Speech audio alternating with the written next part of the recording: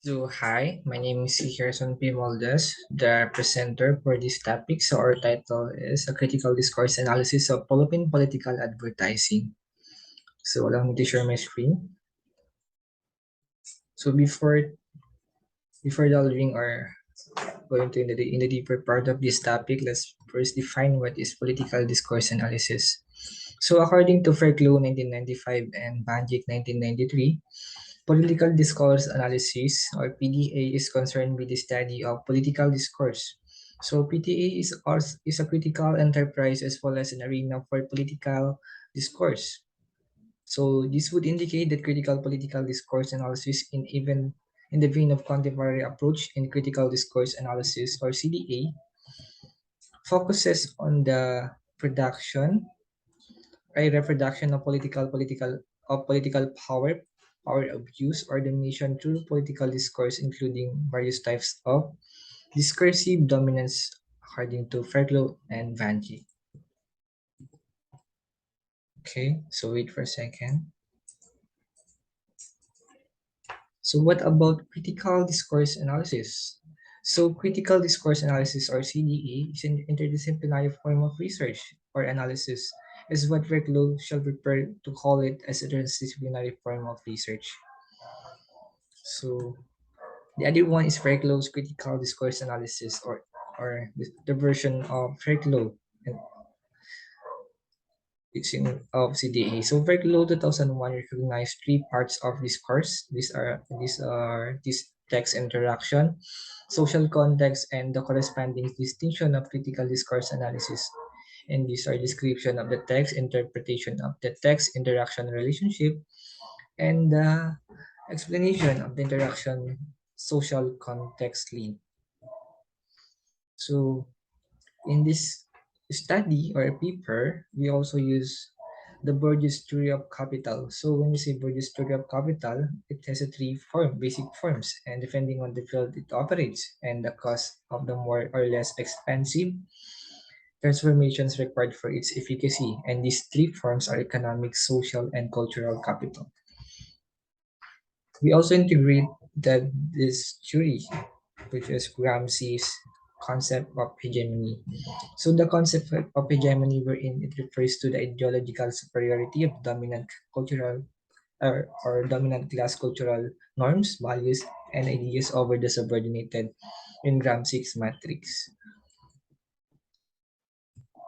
Wait for a second. So the objectives of the study is to examine the rhetoric elements of the political ads and identify the capitals used in their political campaign ads, determine and analyze the representation of politicians' positionality and social classes' positions in the ad.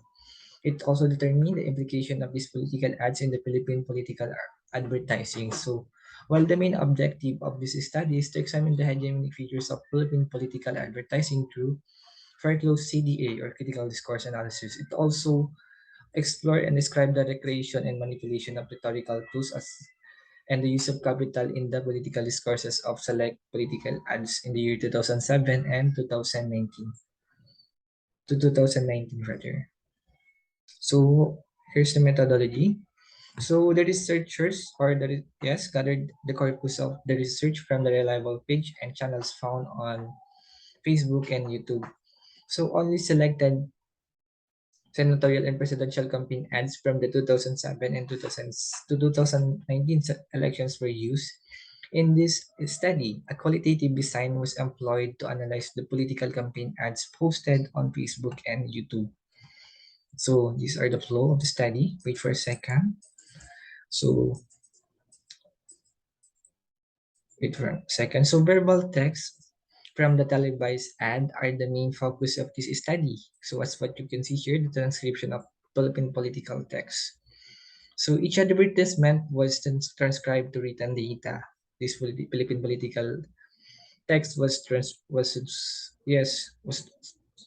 so each advertisement was transcribed into written data. So in this study, we used Fairclough's 2001 CDA, or Critical Discourse Analysis Framework,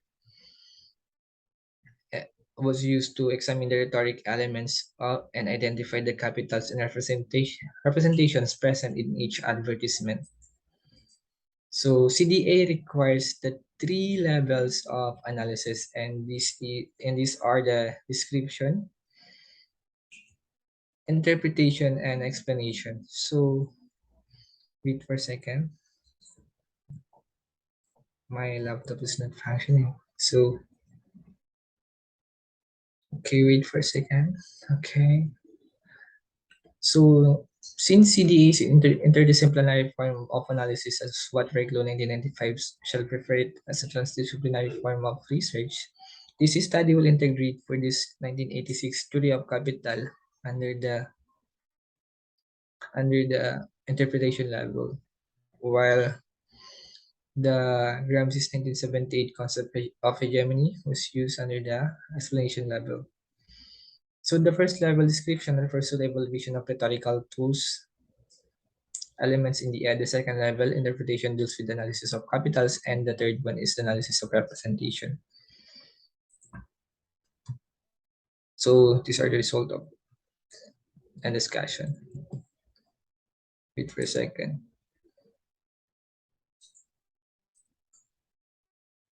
So an in-depth examination of rhetorical tool of the senatorial and presidential political campaign ads is crucial in applying the first stage of Fairclough CDA 2000 model. So description. So this stage describes the creation and manipulation of rhetorical tools or elements as one of the strategies of persuasion of the politicians in the select political campaign ads. So we found here the use of tagline. One of the unique characteristics of Philippine political advertising is the use of tagline. The tagline is a concise phrase according to Harlina 2019. So as what we can see here, it shows the tagline of senatorial candidate Ralph Recto, and the candidate used the word correcto as using the elixir correct and his last name recto. So his five statements above aims to encourage the audience to vote correctly or wisely.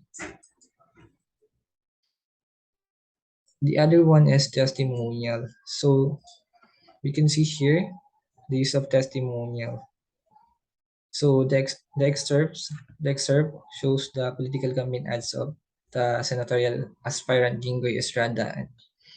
So testimonies from overseas Filipino workers or FWs and were used to highlight the name of the candidate. So the ad of Senatorial Jinggoy Estrada, as what you can see here, focused on the testimony of OFW who narrated their work's experiences while working abroad.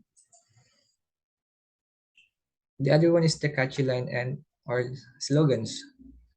So we can see here that the political campaign ad of Manivilier, and we can see here the many catchy lines found in his ad. Like for example, have you ever tried to take a bath in the sea of garbage? The first sentence here. And celebrating Christmas in the middle of the road. These questions, are you really one of us? So these lines call to public attentions to the questions or interrogative statement in the song's lyric where the characters who sang this song as mga batang lansangan or street children.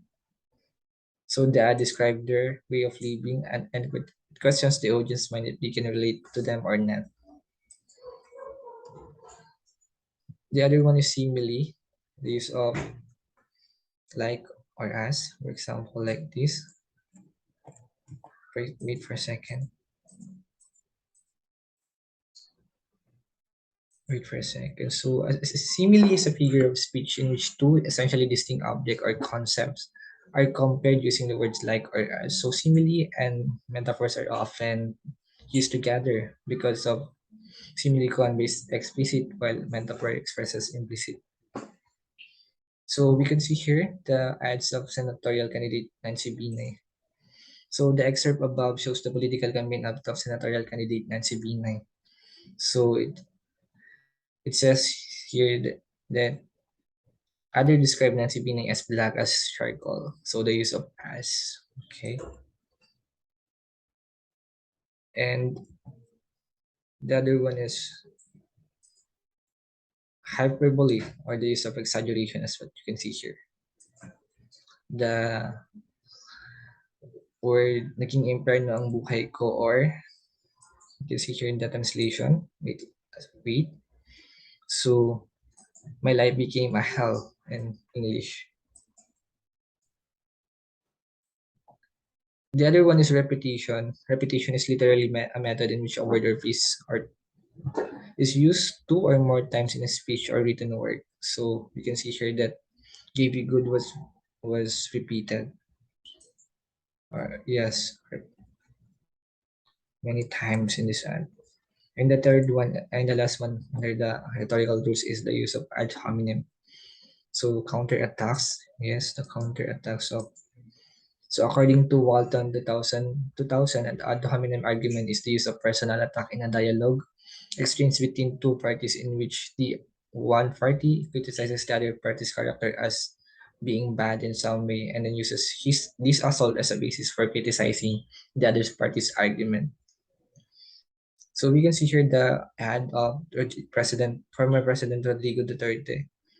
So we can see that the counterattack of Duterte, like the use of tweet na daan and versus his tagline, discipline or discipline.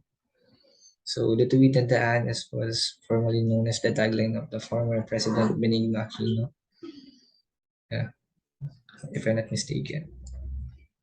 So now let's proceed to the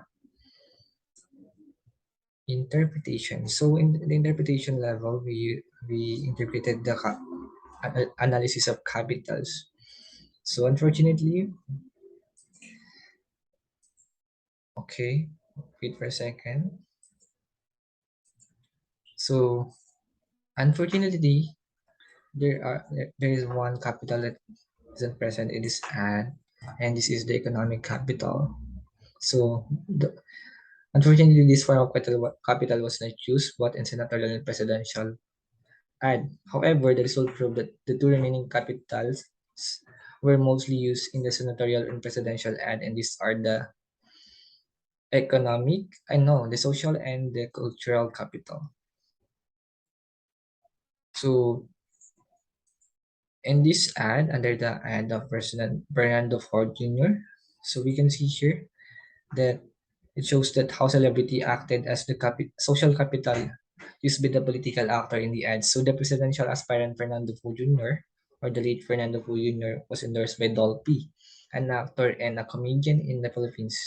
So the comedian said that in the ad that they became a good friends because of his good attitudes towards ordinary people. So this ad was aired in the year 2006.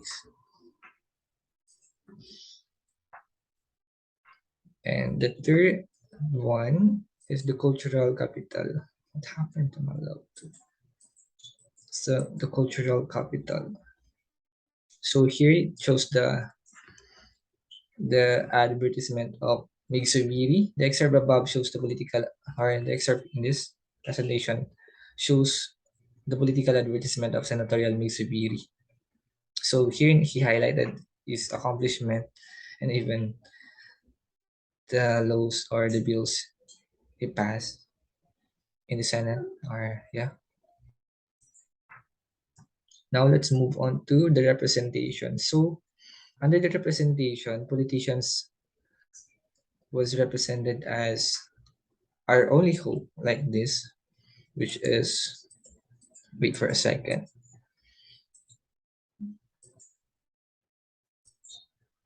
So it noticeable how hope was became one of the representation of politicians' position in the ad.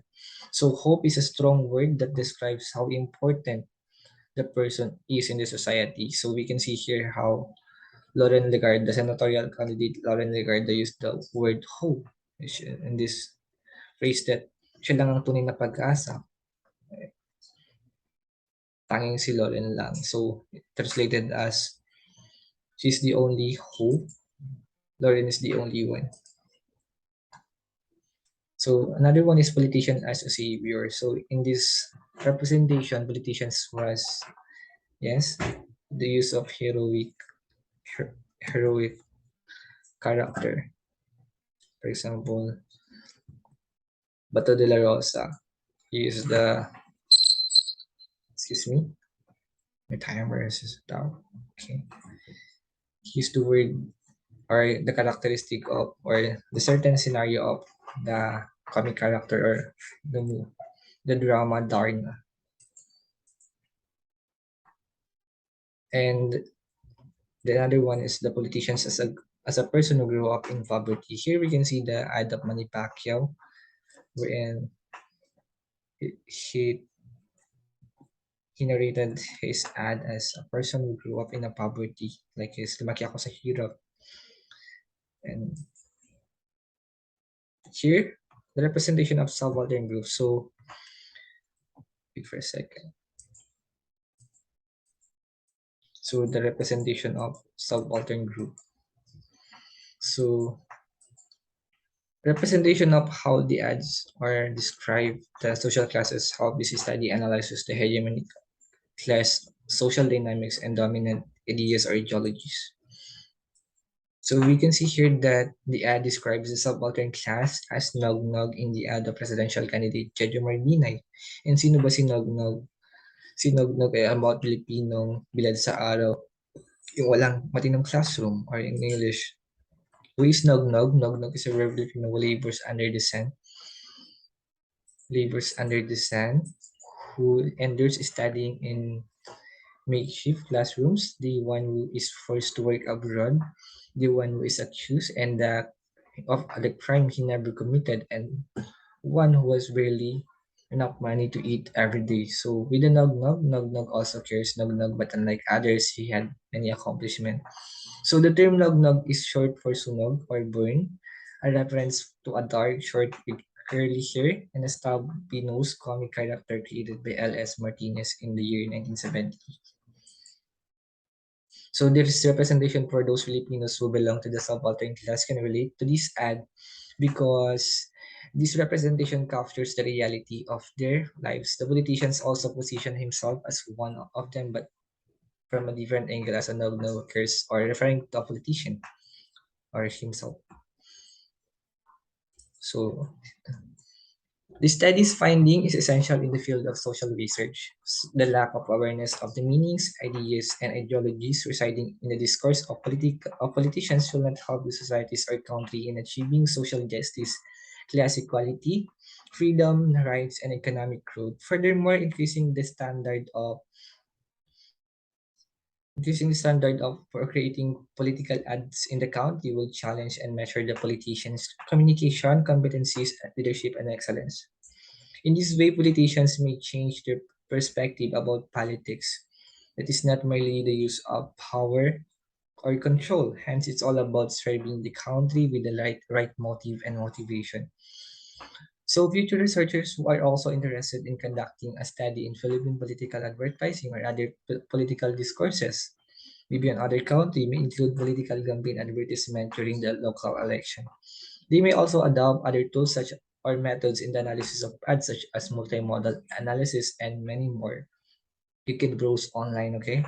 So in addition, future researchers may use other theories in social research and other frameworks in critical discourse analysis. So thank you for listening and I hope to see you soon, my fellow researchers.